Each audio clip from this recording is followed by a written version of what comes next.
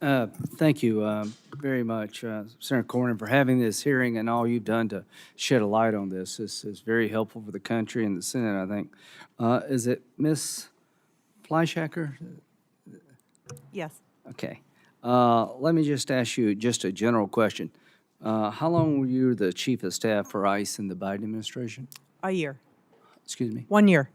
Looking at those 4 years, would you say they were successful in terms of border security?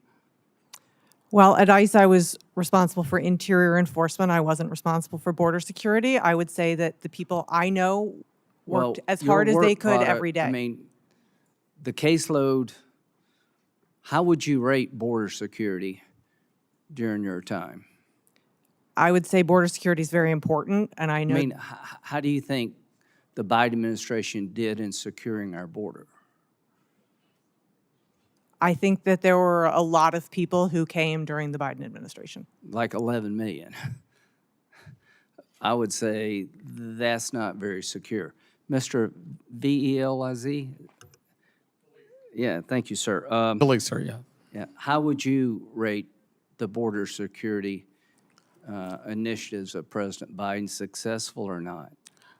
Senator, I'm here to testify based on my 30 years of experience as a police officer in building trust and creating safer communities.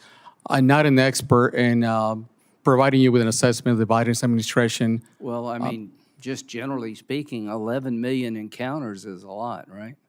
It seems like a large number, Senator, yes. Yeah, okay. So the goal is to fix that. Mr. Arthur, Yes, Senator. how did we go from the worst border to the most secure border in like 30 seconds?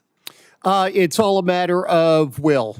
The laws were already in place at the time that President Biden took office. He could have continued the same policies that President Trump had in place when we had a very high level of border security. In fact, even before Title 42 went into effect, the border was secure based upon my 3 decades of experience.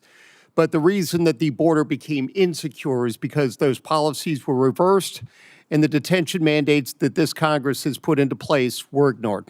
So we went from 160,000 encounters a month for 4 years down to a small amount, right? Deterrence is the touchstone of enforcement at the border, and if you take away the deterrence, people are going to come in. President Trump put the deterrence back. The only point I'm trying to make is that the people who are criticizing President Trump are the ones that allowed the problem to exist. You'd be the last group of people I would ask advice from about how to keep this thing going in the right direction. So I want the American people to know that President Trump in 6 months has gotten the border under control after 4 years of absolute chaos. So my belief is that as we move forward, we need to make sure that we do so, not to go backward in securing the border. In terms of enforcement, Mr.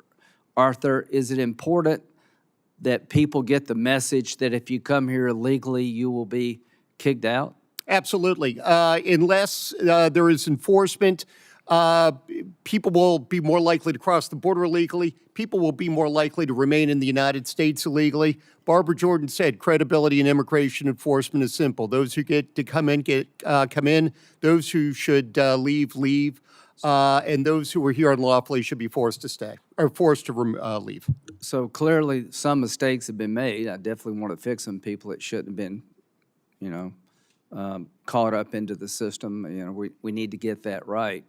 But the consequence of backing off on interior enforcement and deportation, do you think it would send the wrong signal and undercut our efforts?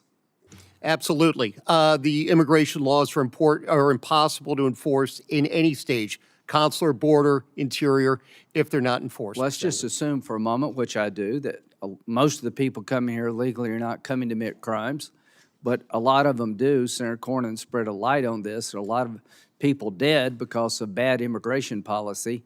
Laken Riley, the man who killed Laken Riley, was released because of no detention space, went to Georgia and eventually killed this young lady. So my point is, whatever we do, We don't want to go backward, we want to go forward. And if we change our enforcement policies in the way being proposed, I think we'll lose our gains, and I don't want to do that. Thank you, Senator Cornyn, for having this hearing.